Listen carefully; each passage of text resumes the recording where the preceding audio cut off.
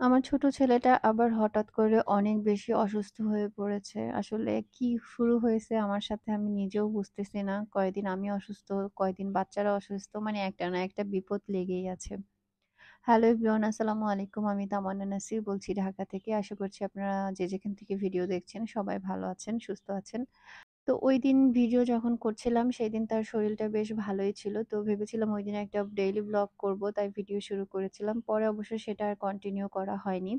তো আমার ছোট ছেলেটা স্কুল থেকে আসার পরে ওকে নিয়ে একটু ভালো করে গল্প-টল্প করলাম, দুষ্টামি করলাম। দেন হচ্ছে গিয়ে ওকে হোমওয়ার্ক করানোর জন্য বসালাম।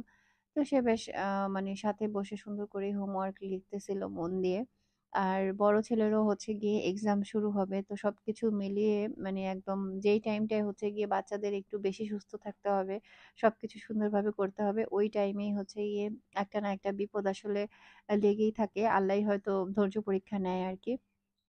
তো ঐদিন আবরারের হোমওয়ার্ক শেষ করে দেন হচ্ছে বললাম যে, "চলো তোমার চুলগুলো কেটে দিব।" আর এর আগেরবার যখন চুল কেটে দিছিলাম সে সামনের চুলগুলো নিজে, নিজেই কেচি দিয়ে কেটে এভাবে ডিজাইন করছে। তো চুলও মোটামুটি অল্প বড় হইছে বাট ওরা প্রচুর ঘামে। তো যার কারণে ভাবছি যে গরমের সময় মানে চুলগুলো একদমই কেটে ছোট, ছোট রাখবো যাতে করে কম ঘামে। আর কয়েকদিন আগে আফিফের শরীরটাও একটু খারাপ ছিল, হালকা জ্বর ছিল, পেটে ব্যথা ছিল। তো ডাক্তার দেখানো, তারপর ওষুধ খাওয়ানো সবকিছু করার পরে এখন অনেকটা ভালো আছে। আর অনেক বেশি অবশ্য জ্বর আসেনি আফিফের ক্ষেত্রে। তো আবরারের চুল কাটতে বসলাম। আর ওদের ছোটবেলা থেকে চুল কাটা সবকিছুই মানে এক হাতে আমি করেছি। সেলুনে মনে হয় ওরা হাতে গোনা ২-১ বার হচ্ছে গিয়ে গিয়েছে। আর বেশিরভাগ সময় বাসায় ওদের আমি ছোটবেলা চুল কেটে দিয়েছি। তো একটা সময় ছিল যে ট্রিমার ওরা ভয় পেত। শুধুমাত্র কেচি দিয়ে আস্তে, আস্তে সময় নিয়ে বসে ওদের চুল কেটে দিতাম। আর এখন তো ট্রিমার হওয়াতে বেশি সময় আসলে লাগে না। ৮-১০ মিনিটও লাগে না চুল কাটতে আরকি। খুব অল্প সময়ে কাটা হয়ে যায়। তো আমি একদম ছোট, ছোট করেই চুলগুলো কেটে দিতেছি। আর আজকে আবার আফিফেরটা কাটবো না। ট্রিমারের চার্জ শেষ হয়ে গেছিল। তাই ভাবলাম কালকে বা পরের দিন কাটবো। তো এর ২ দিন পরে হচ্ছে হঠাৎ করে রাতের বেলা আবরারের হালকা, হালকা জ্বর। তো রাতে জ্বর মাপলাম ১০১ এর মতো জ্বর আসলো। দেন ওকে হচ্ছে নাপা সিরাপ খাইয়ে দিলাম এনে। আর এরপরে ভোর রাতের দিকে তার সেই কি জ্বর প্রায় ১০৪ এর কাছাকাছি। তো আমি তো প্রচন্ড রকমের ভয় পেয়ে গেছি যে হঠাৎ করে আবার এত জ্বর কেন? কারণ ঈদের আগে, আগেই কিন্তু আবরার অনেক বেশি সিক ছিল। ওর নিউমোনিয়া ধরা পড়েছিল। যদিও ওর কোনো ঠান্ডা, কাশি এরকম কোনো কিছুই আসলে ছিল না। তো এই প্রবলেম গুলা মানে টেস্ট করার পরে আরকি জানতে পেরেছি। তো যাই হোক, এবার আবার ভয় পেয়ে গেছিলাম যে ঠিক ১ মাস পরেই আবার হচ্ছে গিয়ে আবরারের হঠাৎ করে এত জ্বর কেন আসলো? জ্বর আসলেও যদি হালকা জ্বর আসতো তাও একটা ব্যাপার। যে সিজন চেঞ্জ হচ্ছে সেইজন্য হয়তোবা জ্বর ঠান্ডা লাগতেই পারে। কিন্তু সেরকম না। তো একদম ঘাবড়ে গেছি, যার কারণে আফিফের আব্বু আর আমি মিলে চলে গেলাম। ওর হচ্ছে গিয়ে ডাক্তার এর আগে নিউমোনিয়ার জন্য যে এক্স-রে তারপরে ব্লাড টেস্ট দিয়েছিল। তো সেগুলো ভাবলাম যে আগেভাগেই করে ফেলি। আর বিকেল বেলা ডাক্তারকে দেখাবো। কারণ ডাক্তারের কাছে যাওয়ার পরে আবার টেস্ট দিলে সেগুলো করাতেও সময় লাগবে। তো সেই সময়টা পর্যন্ত আর অপেক্ষা করিনি। তো এজন্য নিজেরাই টেস্টগুলো করে ফেলেছিলাম। তো সেইজন্যই সকাল, সকাল আরকি আসা। আর আবরারের আসলে এত বেশি মানে খারাপ লাগতেছিল, সে বসেও থাকতে পারতেছিল না। সে একটা পর্যায়ে বলল, "আম্মু আমি আর বসে থাকব না।" তারপরে ওকে হচ্ছে কোলে শুইয়ে দিলাম। কারণ এই টেস্ট করার জন্য যে সিরিয়াল নিবে বা সেই সময়টুকু তার হচ্ছে অপেক্ষা হচ্ছিল না আরকি। আর বাবার কোল থেকে তো একটা ফোঁটাও সে নামে নাই।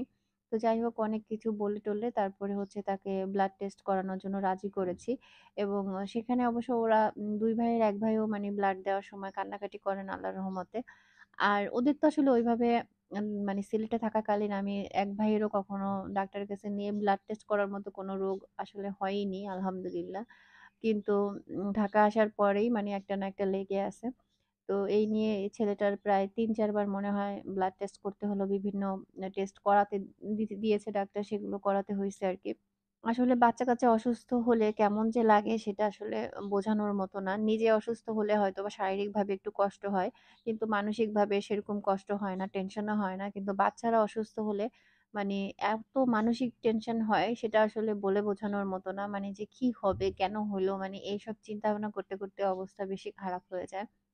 আর এটা শুধু আসলে আমার ক্ষেত্রে না, সব মায়েদের ক্ষেত্রেই হয়তো একই রকম। মানে বাচ্চা-কাচ্চার কিছু হলে কারোই আসলে ভালো লাগে না। তো এরপরে হচ্ছে সন্ধ্যার পরে না রাতের দিকে হচ্ছে ডাক্তারের কাছে আমরা গিয়েছিলাম। সিরিয়াল নেয়া ছিল। তারপরে হচ্ছে অপেক্ষা করতেছিলাম যে ডাক্তার দেখায় দেখি ডাক্তার কি বলে। আর বেশি টেনশন হচ্ছিল যে আবার নিউমোনিয়াটা হয়ে গেছে কিনা বা ওই নিউমোনিয়ার ভাবটা এখনো রয়ে গেছে কিনা, মানে এইসব নিয়ে খুব টেনশন হচ্ছিল। তো ডাক্তার দেখালাম। আর আমরা তো এর আগে যখন নিউমোনিয়া হয়েছিল ওর, তো তখন আ টোটাল আমরা ওষুধের কোর্স বা ডাক্তার যেভাবে বলছে আমরা সেভাবেই সবকিছু করছি। তো ডাক্তার দেখানো শেষ করলাম। আর ডাক্তার বলল যে, "না, ওর নিউমোনিয়ার ভাব নেই। তবে এত জ্বর কেন আসছে সেটা তো অবশ্যই জানতে হবে।" এজন্য ডাক্তার হচ্ছে ডেঙ্গু টেস্টও দিল ওর। আর এর আগেরবার যখন অসুস্থ হয়েছিল তখন আমরা জানতে পারলাম যে ওর আসলে ব্লাডে হিমোগ্লোবিনের পরিমাণও কম। তো সেইজন্য হচ্ছে গিয়ে আরো কিছু টেস্টও দিয়েছিল। তো সেগুলো করে আবার হচ্ছে ডাক্তারের কাছে যেতে হবে। আর কোনোভাবে আসলে খাওয়ানোর জন্য তাকে রাজি করা যায় না। খুব কষ্ট করে মানে টুকটাক একটু তাকে খাওয়ানো যায়। তো যাই হোক, আজকের ভিডিওটা আর বড় করছি না। জাস্ট আজকে আবরারের শরীরের আপডেটটাই আপনাদের সাথে শেয়ার করলাম। আপনারা যারা আমার ভিডিও দেখেন, আমাকে ভালোবাসেন, তারা সবাই আমার বাচ্চাগুলোকেও অনেক ভালোবাসেন। তো সবাই প্লিজ আমার বাচ্চাটার জন্য দোয়া করবেন। আল্লাহ কখন কার দোয়া কবুল করে কেউ বলতে পারে না।